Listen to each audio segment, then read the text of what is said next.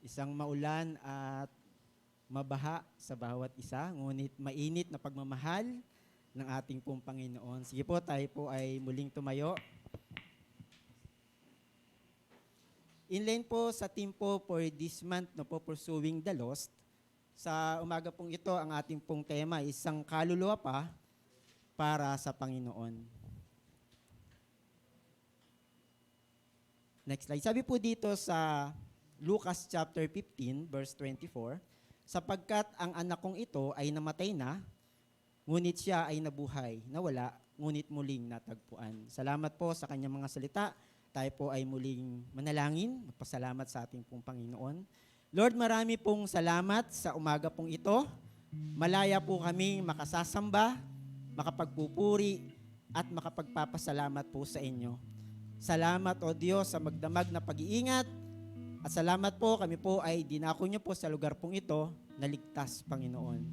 Lord, patawad po sa aming pong mga pagkukulang, sa aming pong mga kahinaan, sa aming pong mga kasalanan, Panginoon. Batid niyo po ang aming pong buhay.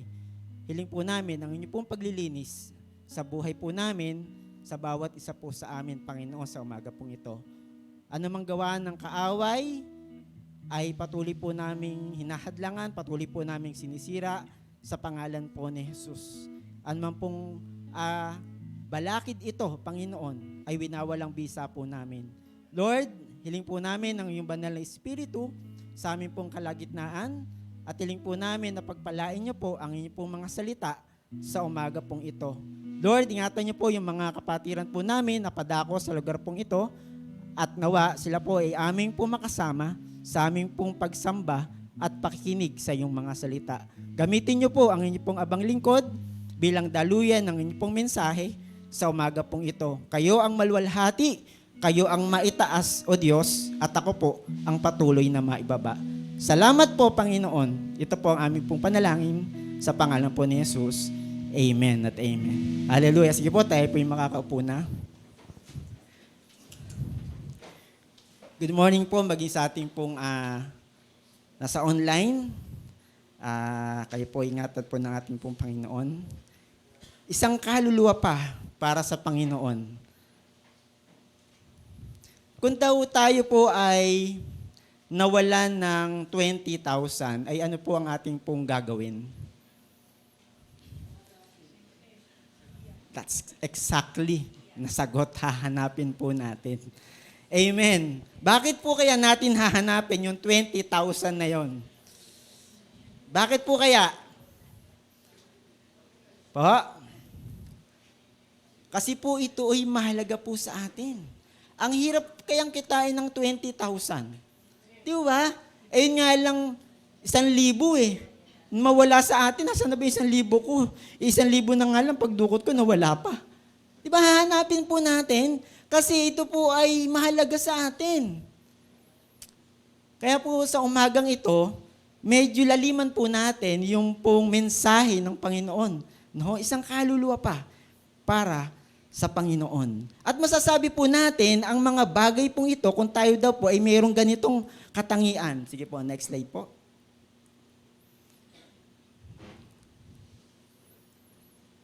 Ayan, sige po. Meron pong pusong masunurin sa Diyos. Masasabi natin isang kaluluwa pa para sa Panginoon. Kung tayo po ay patuloy na susunod sa Lord, meron po tayong puso. Masasabi po natin to. Na sana ay makapagdala pa ako ng isa pang kaluluwa para sa Panginoon. Next po. Merong passion sa isang kaluluwa. Ano yung passion? Alam niyo po sa nagtatrabaho, di po ba tayo po, yung iba po sa atin nagtatrabaho na papasok ng 8 o'clock at lalabas po ng 5 o'clock sa iba at yung iba man naman po may shifting. Okay, yung iba po, wala pang ang 5 eh, di ba? Nagpe-prepare na eh. Pero yung iba, yung may passion na sinasabi po natin, yung tipong hanggat hindi niya natatapos, yung task na pinagagawa sa kanya, mag-i-extend ng oras yun eh. May passion siyang gawin yung isang bagay. Tama po ba? Na kahit sila ay umuwi na, ikaw na lang yung nagsosolo doon sa pinagtatrabahuhan mo, ay hindi, kailangan ko itong tapusin. May passion eh. Doon sa nagtatrabaho. Samantalang iba, although nagtatrabaho, wala pang 5, sila po ay nag-aayos na, sila po ay nagpe-prepare na para umuwi. So, hindi naman natin sinabing masama po yun. Pero yung tinitingnan po natin comparison po dito, yung passion. Napakalaki po ng difference nang tayo po ay may passion sa lahat ng bagay. At sa magang ito, passion po sa isang kaluluwa. Kung natatandaan po natin, nung hindi po nakauwi, yung father po ni Brother Jeremy, tama po, nag-post po sa Facebook, kinalat sa social media, why po? Bakit po hinahanap yung isang tao? Kasi mahalaga. Kasi importante. Tama po, yung pusa nga natin, alaga natin pusa pag nawawala, hinahanap natin. Yung aso natin, pag hindi natin nakita, nasaan na ba yung aso natin? Hinahanap po natin. Tama po ba? Gusto natin, lagi silang katabi. Yung iba, di ba, sa pagtulog, katabi pa. Sabay kumain. Kapwa pa kaya natin? Di ba? Isang buhay. Di ba? Yun po. So, gumawa ng effort, gumawa ng aksyon, para ano? Para mahanap. Para yung yung 20,000, gumawa tayo ng aksyon para mahanap po natin. Ano ginawa natin? Naghalongka tayo. Saan ba napunta yun? Alam ko nandito lang yun eh. Saan ba ako huling tumayo? Saan ba ako huling nagpunta? Di ba pinupuntahan natin? Tama po ba? Para makita lang po natin. Make an effort. Gumagawa po ng way para makita po ang isang bagay. Next po. Mayroong determinasyon. Ano po ba yung determinasyon? Yung kahit ikaw ay nagsosolo na lang, meron kang determination o determinasyon na gawin ang isang bagay. Ano mang bagay po ito, kung tayo po ay mayroong determinasyon, gagawin po natin to. May kasama ka man o wala. May nakakakita man sa'yo o wala. Pero ako po ay naniniwala na may nakakakita sa atin ng lihim kung ginagawa po natin ang isang bagay. Hayag man yan o lihim, may nakakakita po sa atin. Mabuti man yan o hindi, may nakakakita po sa atin. Gayunpaman, ganun pala, di yung mabuti na lang ang aking gagawin at hindi na yung hindi maganda. Dahil alam ko pala na may nakakakita sa akin ng lihim. Amen po? May kasama man tayo o wala. Determinado ka. Kaya nga po sa umagang ito, binabati ko po kayo. Bakit po? Dahil po napagtagumpayan natin ang baha at napagtagumpayan natin ang ulan. Pwede ho ba natin palakpakan ang Panginoon? Matatawag po nating tayo po isang mananagumpay. Bakit po? Siguro sa ilan may challenge. Malamig. Umuulan. At baha. Subalit sa umagang ito, tayo po ay nandito at sumasamba sa ating pong Panginoon at nakikinig sa kanyang mga salita. Ang tawag sa atin, ang tawag po sa bawat isa, ay isang overcomer. Isang mananagumpay. Kaya batiin mo yung katabi, kapatid, isa kang mananagumpay. Praise God. Hallelujah. Hindi hadlang ang baha. Hindi hadlang ang ulan. Para sumamba po tayo sa Panginoon. Napakabuti ng Diyos. Kung bibilangin po natin ang kabutihan po ng Diyos, hindi ho magkakasya sa lugar pong ito. Napakabuti po ng Diyos. Next po. Determination ho. Mayroong pagmamahal sa iyong kapwa. Ayan. Kaya ito po yung pangalawa sa most na utos ng Diyos eh. Pangalawa po. Kasi ano po yung una? Ibigin mo ang Panginoon mong Diyos ng buong puso, ng buong lakas, ng buong kaluluwa. At pangalawa naman, ibigin mo ang iyong kapwa. Kaya kung hindi yun natin iibigin ang ating kapwa, hindi natin yan babahaginan ng salita ng Diyos. Bayaan mo na siyang mapa sa impyerno. Di ba? Bayaan mo na siya, hindi ko naman siya kilala.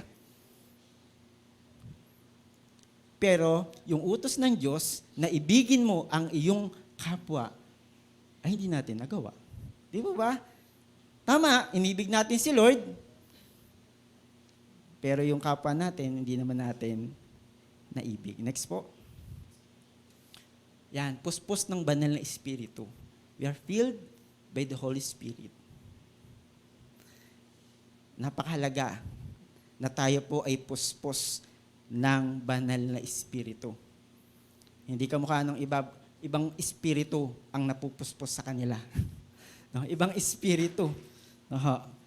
Ibang espiritu po yon. Ang naisin po natin, yung banal na espiritu. Ayan, kasi kung may banal na espiritu, may masamang espiritu. Tama po ba? At tayo po ay, alam po natin yan. No? Nabasa po natin sa Biblia, mayroon pong masamang espiritu. No? Kaya magpakatatag ho tayo. No? Magpakatibay po tayo sa ating pong pananampalataya sa Diyos. At po pwede na tayo po ay alipinin ng masamang espiritong ito. Mainam po na tayo po ay nasa ilalim ng banal na espiritu. Yan, lagi nating kasama ang Diyos. Amen? Kahit saan ho tayo magpunta, huwag po nating iiwanan si Lord. Lagi ho natin siyang isasama sa buhay po natin, sa plano po natin, sa buong buhay po natin. No, kasi po pwede na tayo po ay lumalakad, hindi kasama si Lord. Sasamahan ho tayo ni Lord, pero minsan, ang tao iniiwan si Lord. Bakit po? Sa papaanong paraan? Hindi po ginagawa yung kalooban ng Diyos at sinusunod yung kanyang kagustuhan. Mahirap po yun. Hindi ho tayo nakasentro. Hindi ho tayo naka-align sa kagustuhan po ng Panginoon. At lagi ko pong sinasabi, kung nakakita po kayo ng release ng tren at isang tren na lumihis sa release, na diskaril, ano ho mangyayari doon sa mga tao na sa loob ng tren? Madidisgrasya po sila. Bakit po? Hindi po sila tumakbo doon sa release lumihis. So maaaring ganun po ang mangyari sa buhay po natin kung tayo po ay lilihis sa presensya po ng Panginoon. Lilihis po tayo sa direction ng ating pong Panginoon. At salamat sa Lord na kung tayo man minsan ay nadidiskaril sa pananampalataya po natin at sa pagsunod po natin, nandun po ang pagpapatawad ng Diyos sa oras na tayo po ay lumapit sa Kanya. Amen po ba? Hindi niya sinabi, nagkasala ka sa akin, doon ka sa impyerno. Hindi. Very loving and kind ang ating Diyos. Pero, wag ho nating samantalahin at wag ho nating abusuhin ang pagmamahal na ito. At hindi po hahayaan ng Diyos na tayo po ay umabuso. Pag ang ating po mga anak umaabuso, ano ginagawa po natin? Hinahayaan mo ba natin to? Dinidisiplina po natin sila. Pinapalo po natin sila. Pinagsasabihan po natin sila. Bakit po? Dahil ayaw po natin silang dumaretso sa mali. Sasabihin ba natin sa anak natin, nangungupit, pagbutihin mo yung pangungupit. Mabuting bagay yan. Dadami pera, mahulog mo sa alkansya. Magkano ba nakupit mo sa tatay mo ngayon? 100, bukas 500 ha. Next time, 1,000. Dami-damihan mo naman ng konti pagkupit.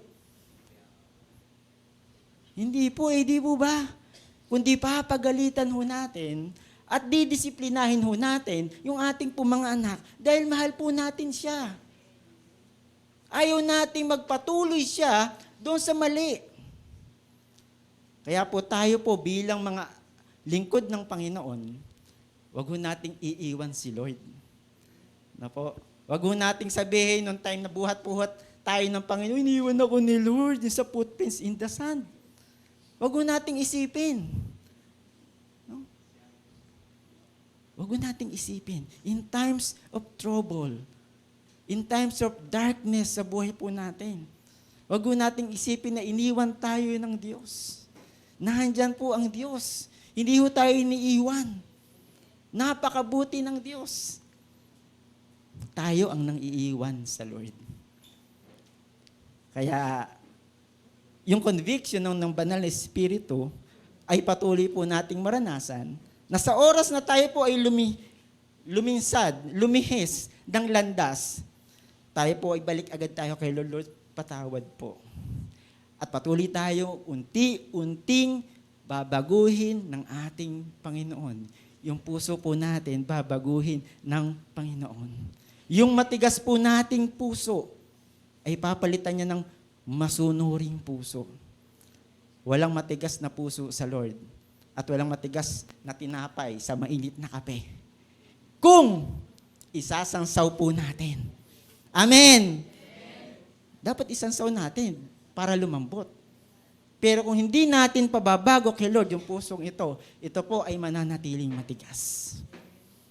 Lumapit tayo kay Lord, sabi natin, Lord, patawad po, kayo ang masunod sa buhay ko. Next po. Dako na po tayo, ito na po, inawawalan tupa. Sino po nag-aalaga ng manok dito? Manok. Di ba? Lalo na yung bakuran mo malaki, no? Papalayain mo lang yung mga manok o kaya yung mga itik, no? Mga itik, no? Pabo, ganyan, malaki yung yung bakuran mo lupain mo . Nagbilang ka ngayon. Teka, 10 to . Teka, 9 na lang. Ano gagawin mo? Bayaan mo na yung isa. Okay lang yun, meron pa naman akong 9. Sa Bible, 100. Nawala yung isa, di 99. Ako, medyo malaki to. Ano gagawin po natin? Sabihin natin ba, hayaan mo na yung isa lang naman niya, manganganak pa to. Ganun po ba sasabihin mo natin? Bayaan mo na yan, isa lang naman yan . Tigas ulo niya, bayaan mo. Babalik din niya kung babalik. Hindi ba natin hanapin? Tingnan po natin. Next slide po. Lucas 15, ang nawawalang tupa.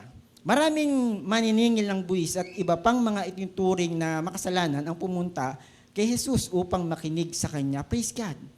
Makasalanan, pumunta sa Panginoong Jesus. At nakinig. Kaya nagreklamo nga Pariseo at mga tagapagturo ng kautusan. Sinabi nila, ang taong ito'y tumatanggap ng mga makasalanan at kumakain kasama nila. Kaya kinuwentuhan sila ni Jesus. Ito na. Alam niyo si Lord mahilig to sa kwento. Pero may kwenta. Hindi yung iba nagkwento, walang kwenta. No. Kung kayo ay may 100 tupa sa verse 4, at nawala ang isa, ano ang gagawin ninyo? Hindi ba't iiwan ninyo ang 99 sa pastulan at hahanapin ang nawawala hanggang sa makita ninyo? Gaya nga ng 20,000, babalik ko tayo sa 20,000. Bakit? Anong reason? Bakit natin hahanapin? Kasi mahalaga po ito . Kasi importante po ito sa atin. Yung 1 tupang ito, gaano kahalaga po ito sa atin? Di ba? Hindi mabubuo ang 100 kung wala yung isa. Walang 100 kung kulang ng piso. 99 pesos, no? Hindi mabubuo yung 100 natin kung kulang ng piso. So, hindi mabubuo itong 100 tupang ito kung yung isa ay pababayaan na lamang natin. Ang tanong, kung pababayaan lang natin, ang tanong, mahal ba natin yung 1 tupang yun? Kaya nga kanina, na-identify po natin, sinabi po natin, hindi tayo magkakaroon ng eagerness na hanapin yung isang yon kung hindi natin mahal ang isang bagay. Pero this time, hindi lamang pera yung hinahanap po natin, kundi buhay at kaluluwa. Gaano kahalaga ang isang kaluluwa sa paanan ng Panginoong Hesus? Next po. At kapag nakita na ninyo, masya ninyo itong papasanin pa uwi. Pagkatapos tatawagin ninyo ang inyong mga kaibigan at kapitbahay ninyo at sasabihin sa kanila, makipagsaya kayo sa akin dahil nakita ko na ang nawawala kong tupa. There's reason of celebration. Kaya dito nagaganap yung celebration. Victory. Dahil may nadadagdag na kaluluwa sa paanan ng Panginoon. Kung walang nadadagdag, let's celebrate. It's another year to celebrate. Pero mas magse-celebrate po tayo kung mas maraming kaluluwa ang nadadagdag sa paanan ng Panginoon. No? Mas masarap mag-celebrate. May mga kaluluwa na nadadagdag sa Panginoon. And I really thank God sa iglesia pong ito na tayo po ay patuloy na pinagpapala po ng Panginoon. Dahil ang bawat isa po sa atin ay kumikilos ayon sa pagkatawag ng Diyos sa ating po mga buhay. We work as one, although different aspect. No po? Iba-iba ho tayo ng task, iba-iba ho tayo ng gift, iba-iba ho tayo ng pagkatawag. Pero as long as tayo po, ang bawat isa, ang individual po ay gumagawa, natutuwa ang Diyos, lumalakas ang body of Christ. Amen. Makipagsaya kayo sa akin dahil nakita ko na ang nawawala kong tupa. Ganito ba yung nangyayari sa atin? Kapag meron po tayong hinahanap, nakita po natin, tinatawag po natin yung mga kaibigan ho natin, nagkapit ba, ikaw makapag-celebrate po kayo sa akin, nakita ko na yung nawawala akong hinahanap. Lalo yung malaking bagay, no? There's a reason for celebration. Ganon din, 7, at sinabi ni Jesus, ganon din sa langit, masayang-masaya sila roon dahil sa isang makasalanang nagsisisi kaysa sa 99 na matuwid na hindi nangangailangang magsisi. Imagine po natin, isang kaluluwa na nagsisi at nanumbalik sa Panginoon. Amen.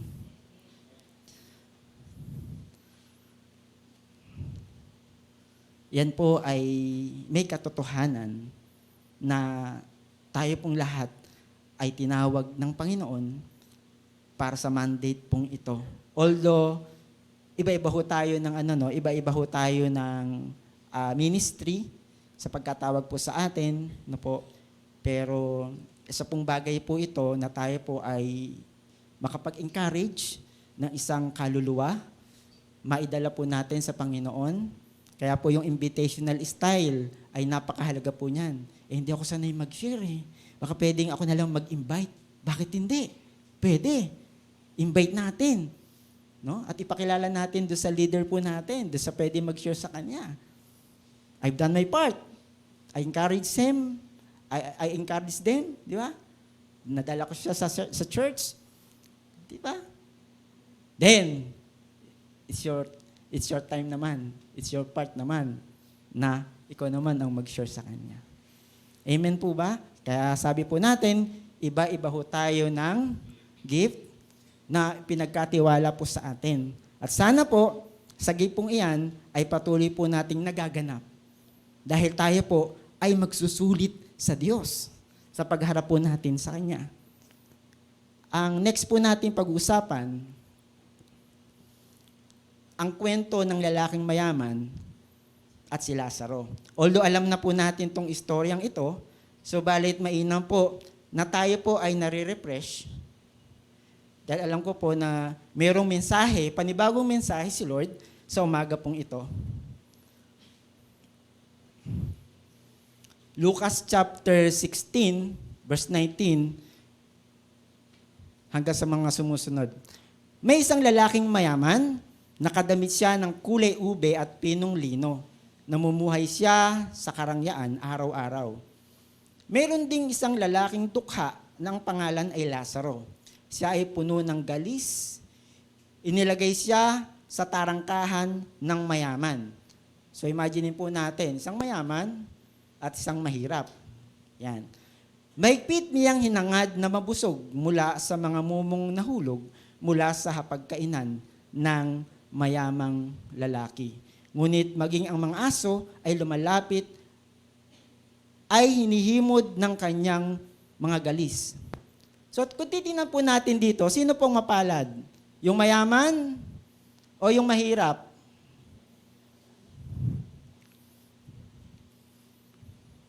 Tuloy natin yung kwento.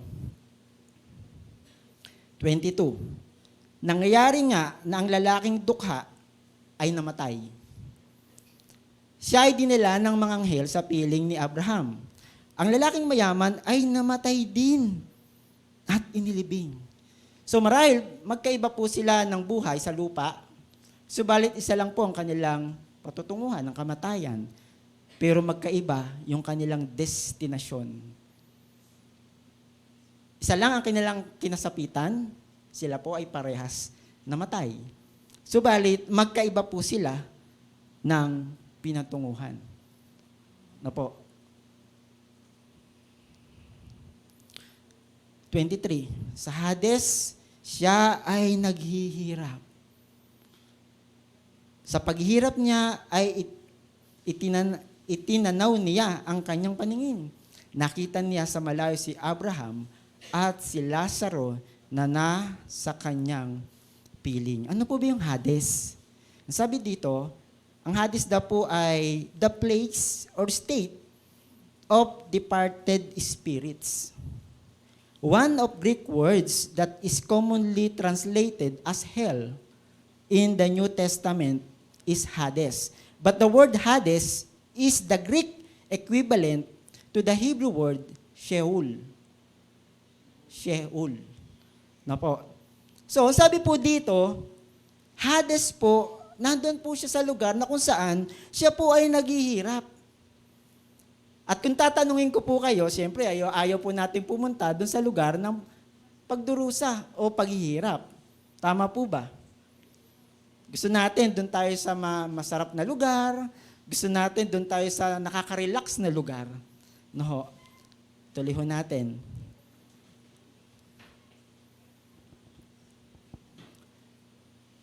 Tumawag siya ng malakas, Amang Abraham, kahabagan mo ako. Pag sinabing kahabagan mo ako, maawa kayo. Suguin mo si Lazaro upang isawsaw niya ang dulo ng kanyang daliri sa tubig. Ito ay upang mapalamig ang aking dila, sapagkat ako ay lubhang nagdurusa sa lagablab ng apoy na ito. Grabe ang kanyang dinanas. Sinabi po dyan, may apoy, naglalagablab. Ang hirap po dito sa lugar pong ito. Hindi po tayo makapag-relax po dito at magiging balisa po tayo dito. No? Verse 25. Ngunit sinabi ni Abraham, Anak, alalahanin mo na sa buong buhay mo, tinanggap mo ng lubos ang mabubuting bagay. Gayon din naman, si Lazaro ay tumanggap ng mga masasamang bagay. Sa ngayon, siya ay inaaliw at ikaw ay lubhang nagdurusa. Inaaliw. Magkaiba ang inaaliw sa nagdurusa. No po? Kung siguro dito sa lupa, yung mayaman, siya po ay masagana sa lahat ng bagay, so balit ito po ay temporal lamang. Sabi po natin temporal. Pag sinabi po natin temporal, ito po ay panandalian lamang. Ito po ay hindi po pangwalang hanggan. Ito po ay pansamantala lamang. Temporary. No? Subalit, dito po ay hindi na po ito temporal. Yung kanilang pagdurusa, hindi po ito temporal, ito po ay pangwalang hanggan eh. Tama po ba? Tuloy ho natin. 26. Bukod sa lahat ng mga bagay na ito, sa pagitan namin at sa iyo ay mayroong malaking bangin. Dahil dito, sila na naghahangad na tumawid mula rito patungo sa iyo ay hindi makakatawid. Kung nandyan po kayo, dyan na lamang po kayo. At kung ako po ay nandito, dito lamang po ako. Di na po ako po pwedeng magpalit ng lugar. Ay hindi, ayoko dito, pupunta ako dyan. Hindi na ako maaari. Hindi na ako maaari. Sabi po dyan, hindi makakatawid. Baging sila na maghahangad na tumawid, mula riyan patungo sa amin, ay hindi makakatawid. Now is the time of salvation. Not tomorrow. Tomorrow may be too late. Kaya po, napakasarap i-grab yung opportunity, yung chance na magkaroon ng buhay na walang hanggan. Bakit nga ba yung iba ayaw tumanggap? Tatanggap lang, libre naman. Di po ba? Wala namang mawawala, kundi magkakaroon ka pa nga eh. Yung Lord and Savior, tatanggapin natin. Teka muna Brad, pag-isipan ko muna. Bakit pag-iisipan? Palibre nga, wala ka namang babayaran. Hindi ka mukha ito nung iba na pagkatok sa iyo, ay libre po, tapos mamaya, ay ito po kasi may konting donation. Ito libre. Di po ba? Libre na eh. Pag libre ba, may bayad? Wala. Pag libre, libre. Wala kang, kahit 5, wala kang ibibigay. Kasi, nung namatay si Kristo sa krus ng Kalbaryo, wala naman siyang siningil eh. Di po ba? Ganon ang pag-ibig ni Lord. Na minsan ay inaayawan ng tao. Ayaw. At mag-iisip pa, teka muna, sandali ah. May ginagawa pa ako eh. Teka sandali, busy ako eh. Libre nga eh, walang bayad eh. Kahit 5, wala tayong ilalabas na pera. And yet, magkakaroon pa tayo ng buhay na walang hanggan. Magkakaroon tayo ng Diyos sa buhay natin.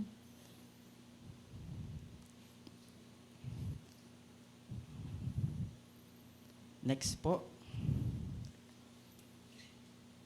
Sinabi niya, kung gayon, hinihiling ko sa iyo, Ama, na suguin mo si Lazaro sa bahay ng aking ama.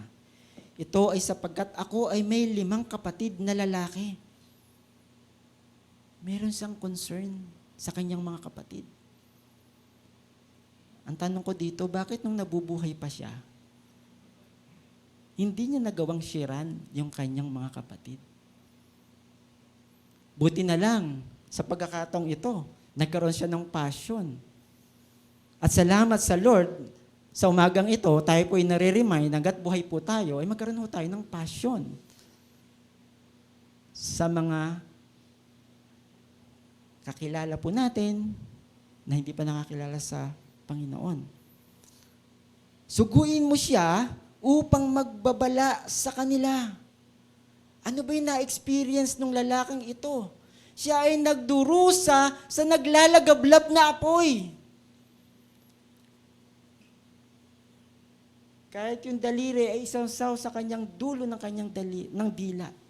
Na po, dahil sobrang init. Nang sa gayon ay huwag silang mapunta sa dakong ito ng pagdurusa. Sinabi ni Abraham sa kanya, ang sinulat ni Moises at ang mga propeta ay nasa kanila.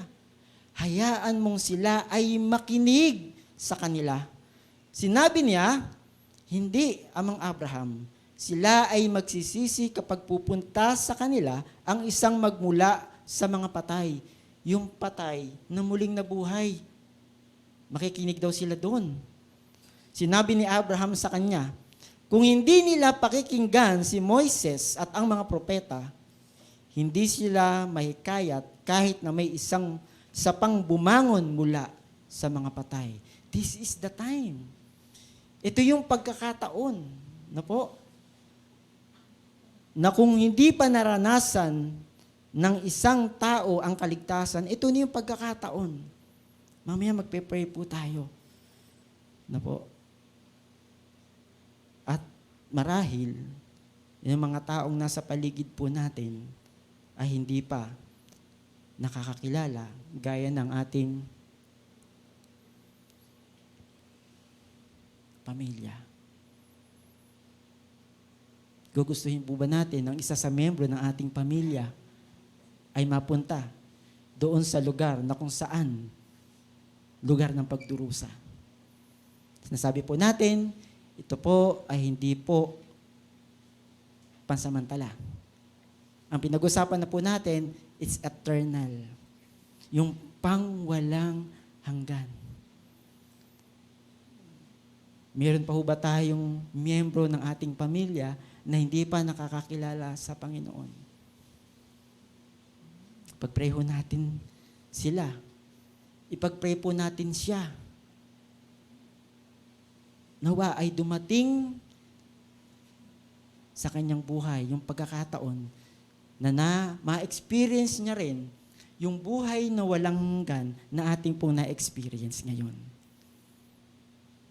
Ang tanong, papayag ka ba na ang mahal natin sa buhay ay mapunta doon sa lugar ng pagdurusa? Next po. Yung ating mga relatives, si Lola, si Lolo, papayag ba tayo na pag sila po ay namatay, sila po ay mapunta doon sa naglalagablab na apoy ng pagdurusa? Tapos nung namatay, bakit mo kami iniwan? Mahal na mahal ka namin. Iniwan tayo nung kanilang pisikal na kalagayan. Pero hindi natin naunawaan saan pupunta yung kanilang kaluluwa. Papayag ba tayo na eternal, yung eternity, no po, ay doon sila mapupunta sa lugar ng pagdurusa? Next po. Sa mga estudyante, the next generation. Papayag ka ba yung best friend mo, yung classmates mo, mapupunta sa impyerno? Sino nag-aaral po rito? Nag-aaral pa? Taas ang kamay. Yan. Papayag ka ba yung best friend mo at yung classmates mo na sinasabi mong best friend? Ilang taon na ba kayong magkasama? Mag-best friend? Matagal na. Pero nagkaroon ba ng opportunity na siya ay mabahagi na mo ng salita ng Panginoon? Nahihiya po kasi ako.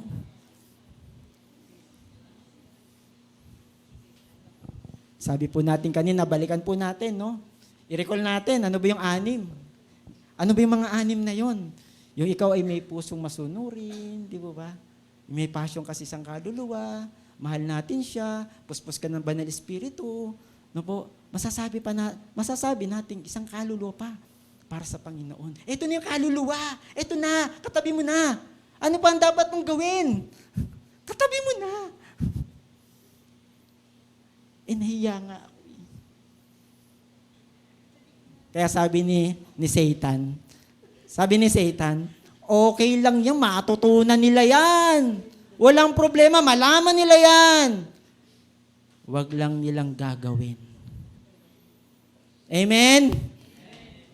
Ito po yung patuloy na paalala po sa atin ni Lord. Hindi po sa mga bagay na natutunan po natin. Yes, marami na tayong natutunan. Sa batas nga natin, marami na tayong batas. Pero kung hindi ho natin pinapairal ang batas, wala yung batas na yon, yun ay butas. Amen? Butas ho yun, hindi yung batas. Kasi hindi mo nang pinapatupad eh. Sayang. Pero nandito po, at malinaw sa atin sa umaga pong ito, kung ano po ang sinasabi ni Lord sa atin. Tayo po yung gagamitin ni Lord, wala nang iba. Amen. Next po. Ang mga nagtatrabaho. Kamusta na yung ating mga kasama sa trabaho? Nasa tuwing tayo po ay kumakain, sila po ay ating pong kasabay kumain. Are we identified as Christian sa office po natin? Nasa oras na may gathering, ay tawagin natin si sister at si brother, siya po yung maglilid sa prayer. Amen? Nga po sa office, kahit 2, 3, tuloy po yung Bible study po namin. Bakit po? Sayang. Sayang yung opportunity. Sabi po nung isang narinig ko, kung saan daw po tayo itinim, tayo po ay sumibol. Sabi doon, bloom where you are planted. Tama ba yun sa aking pagkaunawa? Kung saan tayo itinanim, doon tayo mamunga. Kung ikaw ay tinanim sa school, doon tayo mamunga. Share natin ang Word of God. Kung tayo po ay tinanim sa ating trabaho, doon tayo mamunga. No po, kung tayo po ay nasa pamilya po natin, doon tayo, magamit tayo ni Lord po doon. Next po. Yung ating mga kapitbahay.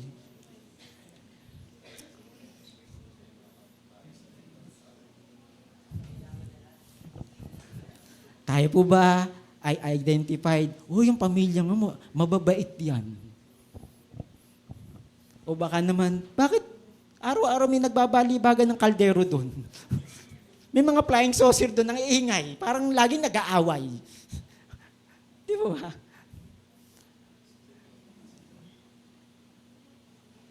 Tayo po yung gagamitin ni Lord. Lagi ko po sinasabi po ito.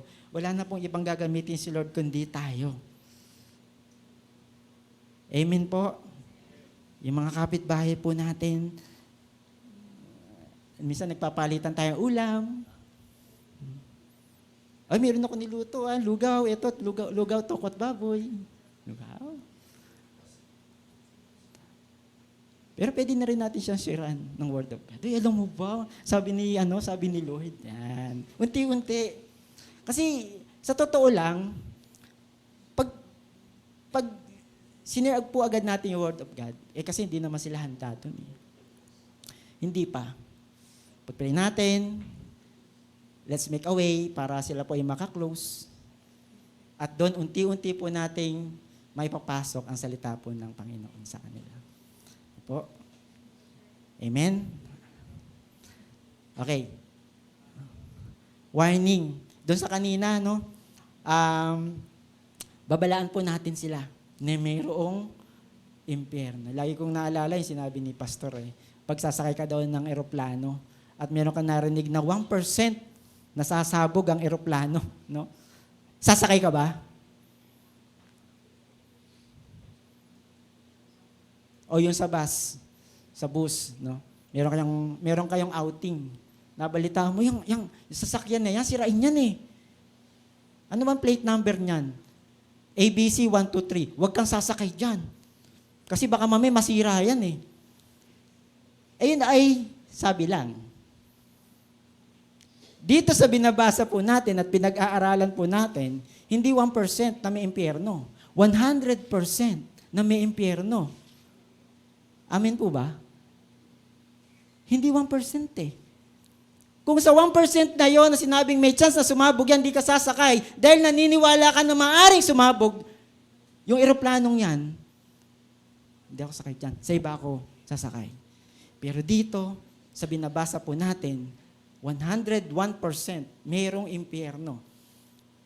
At kung hindi matatanggap ang Panginoong Jesus bilang Panginoon nila at sarili nilang tagapagligtas, tsak, sila po ay mapapahamak. At panghuli, Matthew 28:18, lumapit si Jesus at sinabi sa kanila, ibinigay na sa akin ang lahat ng kapangyarihan sa langit at sa lupa. Kahit habang kayo'y humahayo, gawin ninyong alagad ko ang mga tao sa lahat ng bansa. Bautisimuhan ninyo sila sa pangalan ng Ama at ng Anak at ng Espiritu Santo. Turuan ninyo silang sumunod sa lahat ng iniutos ko sa inyo. Tandaan ninyo, ako'y laging kasama ninyo hanggang sa katapusan ng panahon. Meron ho ba ritong nagdadoubt? Meron ho ba ditong kinakabahan na sumunod sa Panginoon? Kinakabahan ako eh.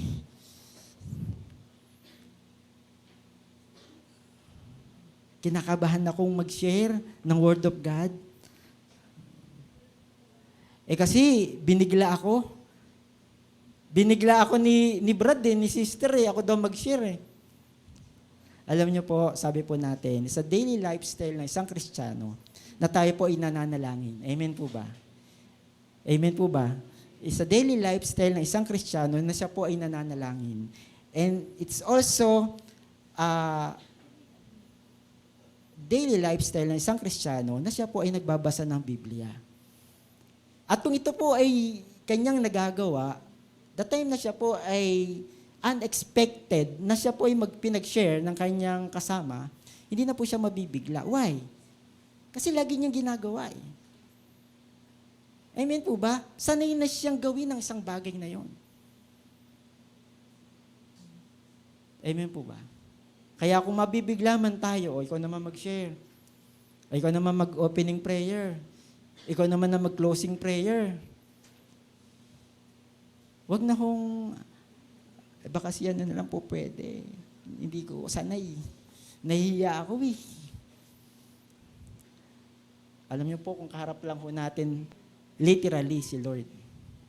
Sabihin ba natin, Lord, nahihiya ako Pero alam natin, ng banal na Espiritu, sa oras na tayo po ay nagkaka-fellowship, nandoon ang kanyang presensya. Nandoon ang kanyang banal na Espiritu. Kaya wag po tayong mahiya. No? Wag po tayong matakot na tayo po ay gagamitin ng Diyos na maghayag ng kanyang salita. And yet, sinasabi natin, mahal ko tong taong to. Mahal ko tong kaopisina kong ito. Mahal ko tong kaklase kong ito. Mahal ko tong kapitbahay kong ito. Mahal ko yung taong nasa paligid ko.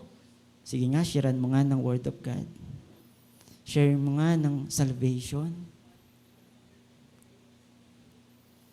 Amen. Pursuing the lost. Pursuing the lost.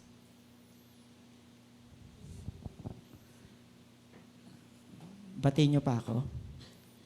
Baka galit niyo na ako. Alam niyo po, ito lamang po yung pinasasabi ni Lord sa atin. No po, temporal lang ang buhay. Sabi ko nga po, kailan pa tayo gagamitin ni Lord? Baka mamatay na. Mamatay na yung mga kapitbahay natin, mamatay na yung classmate natin, mamatay na yung mahal natin sa buhay, mamatay na yung kaopisina natin, na hindi na share ng Word of God. And ang worst scenario, tayo yung mamatay na mag-share sa kanila. It's two-way. Tama po ba? It's either siya yung maunang mamatay sa atin na posibleng hindi sila makakilala sa Panginoon, o tayo na magbabahagi sa kanila ng salita ng Panginoon.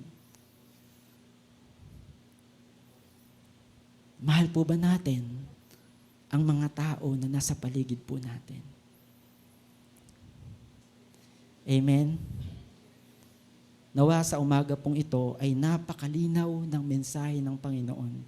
At ito po yung sasabihin ko po sa inyo, minsan, nangyayari po ito, nagkakamatayan na. Pero yung magkakagalit, nakamatayan na, hindi nagkabati. May mga ganyang sitwasyon sa buhay. Gugustuhin po ba nating mamatay ho tayo na may kagalit, na hindi man lang tayo nakipag-reconcile?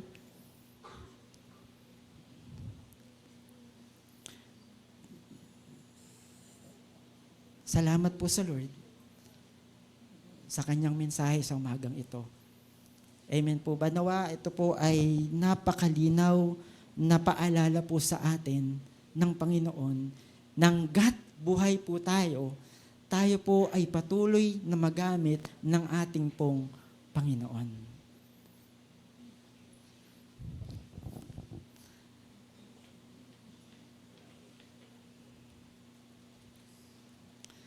Hindi po bukas Now is the time of salvation. Sige po, tayo po ay tumayo.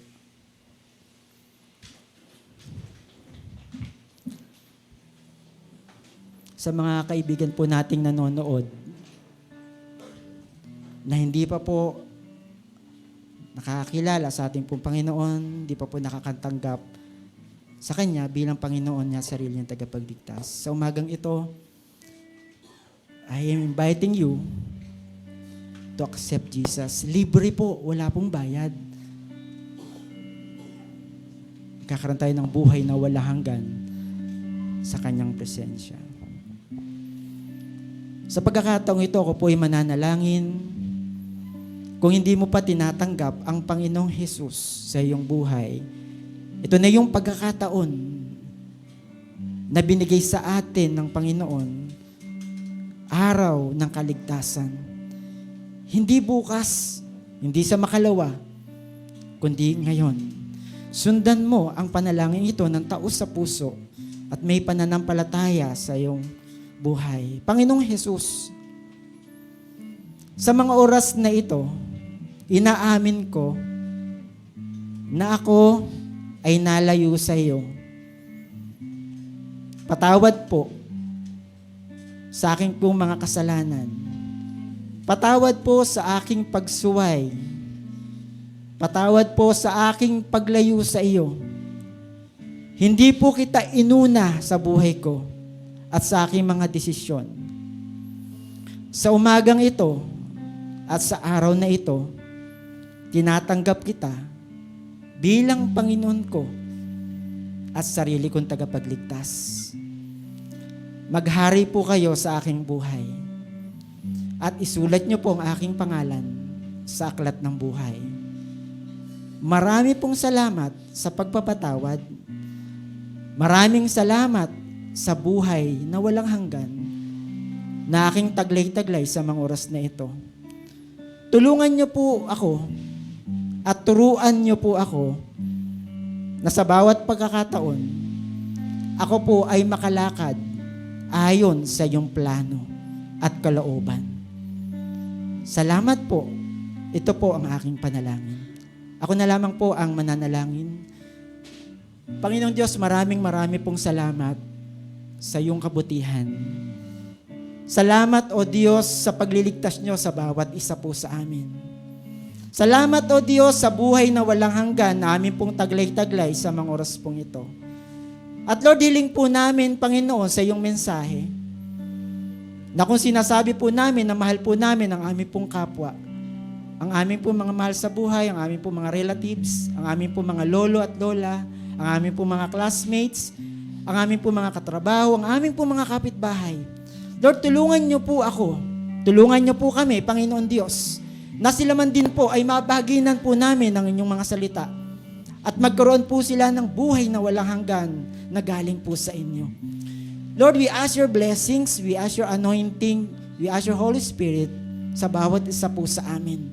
Nandito po ang aming pong buhay.